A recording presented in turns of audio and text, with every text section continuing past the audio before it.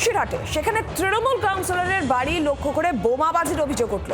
অসিত মজুমদারের বাড়ি লক্ষ্য করে বোমা ছোড়ে দুষ্কৃতীরা। বাড়ির পিছনের দিকে দরজার সামনেই বোমা ফাটে। তৃণমূল কাউন্সিলরের বাড়ি লক্ষ্য করে বোমাবাজি। বসিরহাটে অসিত মজুমদার তৃণমূল কাউন্সিলর, তার বাড়ি লক্ষ্য করে বোমা ছোড়ে দুষ্কৃতীরা। বাড়ির পেছনের দিকে দরজার সামনে এই বোমা ফাটে। বিকট শব্দে কেঁপে ওঠে গোটা এলাকা। কারা বোমাবাজি করলো বসিরহাট থানার পুলিশ তদন্ত শুরু করেছে, তবে রাজনৈতিক তরজাও শুরু হয়েছে। বিজেপির বিরুদ্ধেই অভিযোগ করছে তৃণমূল কংগ্রেস, যদিও অভিযোগ অস্বীকার পদ্ম শিবিরে। তৃণমূল কাউন্সিলর অসিত মজুমদারের বাড়ি লক্ষ্য করে বোমা।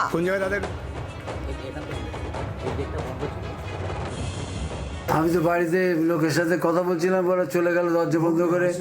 আমি ঘরে ঢুকছি, সে বোমের আওয়াজ শুনলাম। তখন আমি বললাম যে কৃষ্ণা তাহলে বোম মেরেছে কেউ। আমার জামাইও বললো বাবা বোমের গন্ধ। আমার 55 বছর রাজনীতি জীবনে কোনো হয়নি। আমাকে ভয় থাকো না। আমি ইদানিং একটু মানে আমাদের কাউন্সিলররা যারা আছে বসিরহাটের, তারা সবাই আমাকে বললো যে অসিত আমরা একসাথে এবার ভোটটা করবো। তা আগে থেকে আমরা সবাই প্রত্যেক ওয়ার্ডের মিটিং করছিলাম। আমি একটু বেশি করে যাচ্ছিলাম টাকি, কাউর হয়তো হাতে ঘা লেগেছে।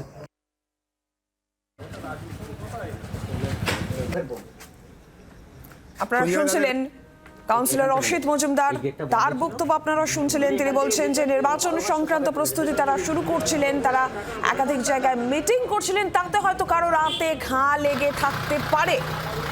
বিমান বসু রয়েছেন প্রতিনিধি টেলিফোন লাইনে। বিমান, ঠিক কি জানা যাচ্ছে, কারা এই যে বোমাবাজি হলো, কারা এর পিছনে রয়েছে, পুলিশ কি বলছে?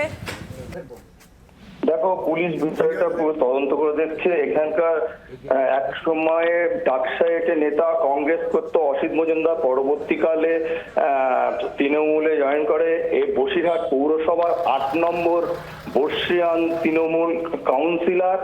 রাত 9টার সময় সে যখন তার মেয়ে জামাইকে নিয়ে ঘরে ছিল, হঠাৎ বাড়ির পিছনের দরজায় বিকট শব্দ করে বোমা বিস্ফোরণ হয়। তিনি বেরিয়ে দেখেন ধোঁয়ায় ধোঁয়া।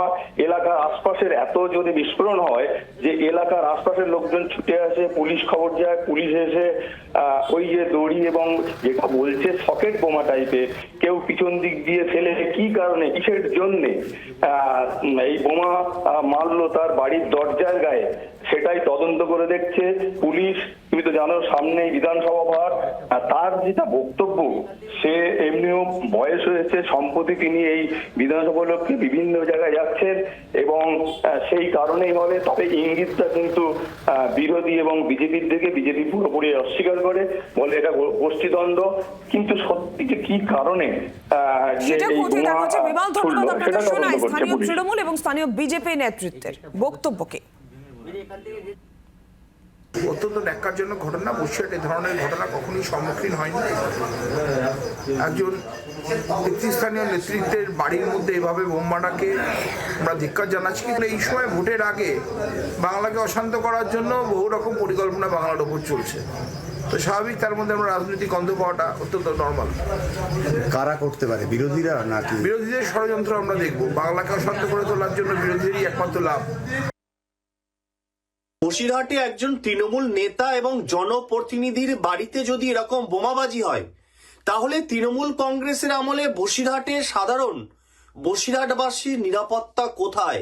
বসিরহাটের কেবলমাত্র আইন শৃঙ্খলা ভেঙে পড়েছে তা নয়, তৃণমূল কংগ্রেসের গোষ্ঠীদ্বন্দ্বের কারণে বসিরহাটবাসীর জীবন জীবিকা একেবারে নিরাপত্তাহীন হয়ে গিয়েছে। বাংলার আওয়াজ, বাঙালির আবেগ, জি 24 ঘন্টা।